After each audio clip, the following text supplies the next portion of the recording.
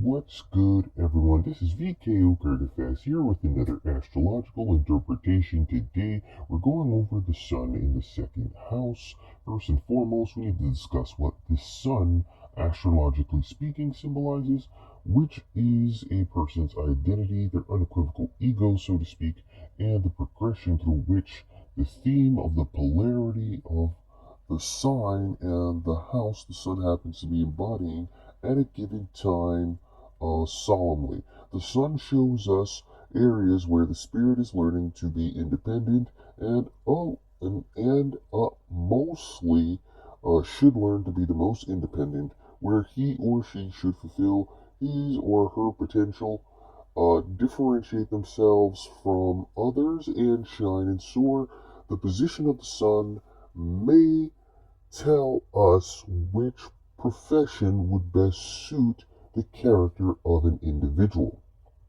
The second house, astrologically speaking, is the house of material wealth, possessions, lavish findings, a house having an earthy tryst of sensual physicality to it. Because of this is the house typically associated with Taurus and the sign's natural ruler, Venus. This house gives inclination to physical desires, great food, amazing sex, awesome vacation sights and sounds, and wanting the best of all those particular facets of existence.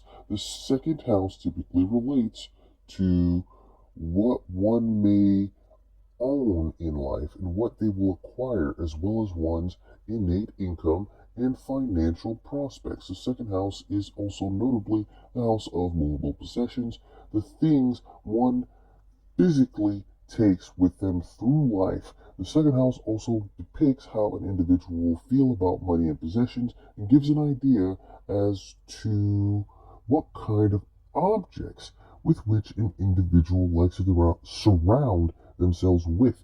To a certain extent, it gives a sizable image of one's own earning power and potential and their ability to act within proper stewardship over one's respective resources and that of others in certain given instances. The second house also shows what activities and projects may be a lucrative source of income for an individual and what they should focus on to accumulate resources, the easiest based off their innate energy.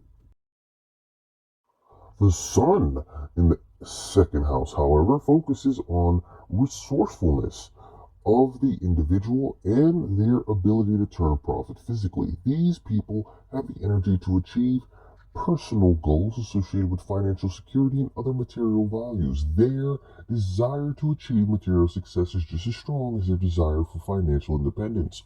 The sun creates not only the desire but also the abilities needed to achieve material success. These people often use most of their energy on making money simply for the purpose of spending it and enjoying material things. The sun in the second house needs a sense of security at all times and will have a natural inclination towards money accumulation, but money will come and go rather quickly. The sun in the second house individual will likely expend their energy on luxurious things. The items they tend to buy may grow in value over time, and the sun in the second house typically gains through other influential individuals. Benefic points of emphasis for the sun in the second house are those of generosity, having great reserves or reservoirs of strength, being very persistent in general, and extremely creative in regard to financial affairs.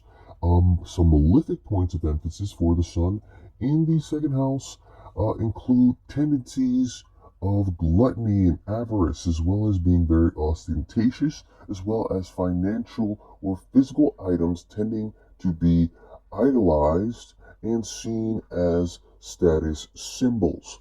In either instance, this has been V.K.O here with another astrological interpretation. I do appreciate you for listening. Don't forget to like, comment, and subscribe. I'm out.